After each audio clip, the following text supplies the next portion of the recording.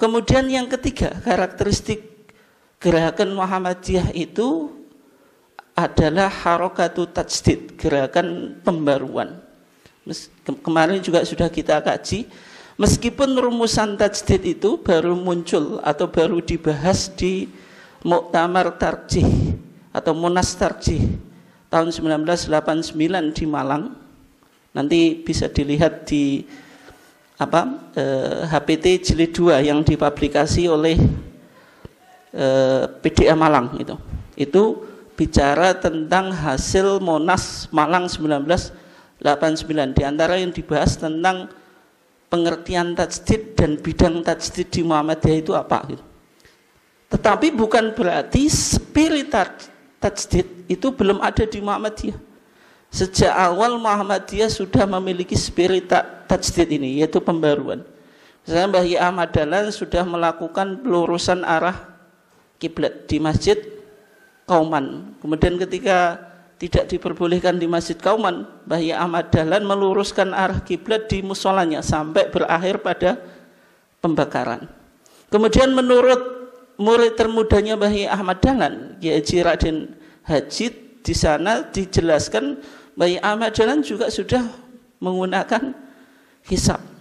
Kemudian 1920-an itu Muhammadiyah sudah memperbarui sistem pengumpulan zakatul fitri. Bahasanya zakatul fitri tidak diberikan kepada mudin, kepada penghulu, tapi boleh diserahkan kepada kelembagaan, yaitu panitia zakat.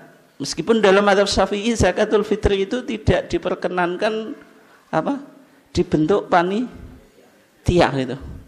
Tapi karena Muhammadiyah melihat ketika praktek zakatul fitri di masyarakat diberikan mudin, di salah satu buku itu dikatakan di kota gede itu mudin itu mendapatkan zakatul fitri itu bisa dimakan 1 tahun. Dan itu upaya Muhammadiyah dalam tajdid itu.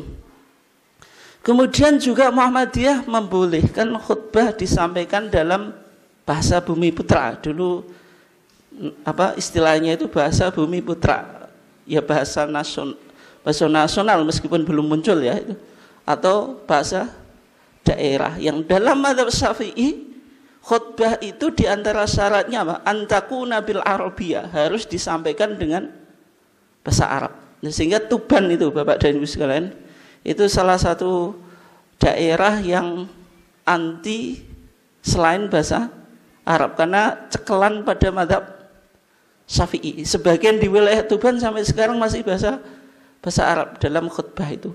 Tapi Muhammadiyah memahami esensi dari khutbah itu kan mau'idhah atau memberikan wasiat. Mau'idhah atau wasiat itu kan harus dipahami. Sehingga membolehkan khutbah dengan bahasa Bumi Putra. 1925 itu Muhammadiyah juga melakukan sholat id di lapangan.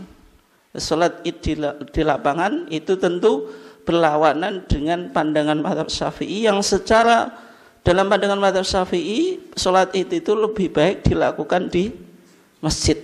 Sehingga Muhammadiyah ketika itu juga mendapatkan tantangan baik dari pengikut mazhab Syafi'i karena menyelisih pandangan mazhab mereka, dan juga dari pemerintahan Hindia Belanda yang ketika itu dianggap riskan jika umat Islam ini berkumpul kemudian bisa menimbulkan spirit nasionalisme. Dan ini artinya spirit tajdid itu sudah ada sejak berdirinya Muhammadiyah, meskipun rumusan tajdid itu baru dirumuskan belakangan 1989.